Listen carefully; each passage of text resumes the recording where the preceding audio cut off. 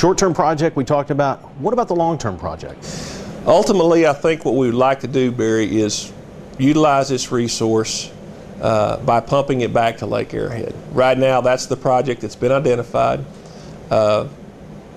We do believe it's a very viable project. We will begin the process to advance that long-term or permanent project fairly quickly. We have full support of the council at this point and management. We do believe it's time that we go ahead and develop that project. Do you think the public is ready?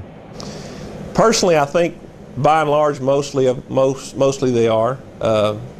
Everyone I've talked to is a little bit of a mixed bag. Some people say, man, I don't know if I'm up for that. But by and large, most of them are saying, you know what's taking you so long? And I thought we were already doing it. Oh, I've heard that as well. We've attended several meetings with you and your staff, and I've seen the time and effort you all have put into this. Is very impressive. And one of the panel members is Water Utilities Manager Daniel Nix. He has researched and discussed the testing process thoroughly, and we'd like for you to hear from him. The city has developed with the TCEQ an extensive testing protocol to verify that all of the processes are doing what we believe they're going to do, that they're removing the constituents to the levels that they won't cause harm. And all of that data will be submitted to the TCEQ for their review and approval of the processes. We're looking at testing several different things. We want to test metals, we want to test for organics, things like pesticides, herbicides. We want to test microbial components, we want to test radioactivity. And then we're even going to test some things that aren't even regulated yet. We just want to see if they're there and at what levels and how efficiently we're removing them. Russell, that is a lengthy, thorough process to test the water. Is there anything, wrapping things up, that you really want the public to know and understand? I'd really like the public to understand that we eat, sleep, breathe this stuff 24/7. There's no one more concerned about the supply of water for the city of Wichita Falls, and the surrounding area for that matter, than myself and the city staff.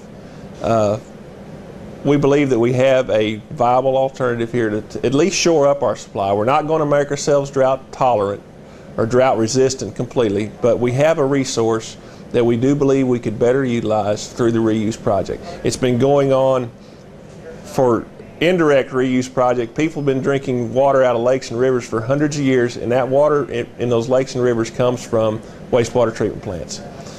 So it's safe to drink. The direct potable reuse project or the emergency project, we believe we are 100% confident we can make that water safe to drink, and it will extend our water supply. And understand that we've been working diligently to advance that project. It's a large project. It's not something you can't just start tomorrow and have the water in the system. It takes a long time to develop that supply. Well, I appreciate you being here. I appreciate what you and the staff and the city manager and city council have been doing to help solve this problem. I mean, the ultimate solution, of course, is going to be rain, which I know everybody's praying for, but this is excellent information. Like to ask that everybody monitor news reports, read the paper, go to the city's website, and keep up to date on what's happening. On the city's website, wichitafallstx.gov, there's excellent information related to how you can conserve water.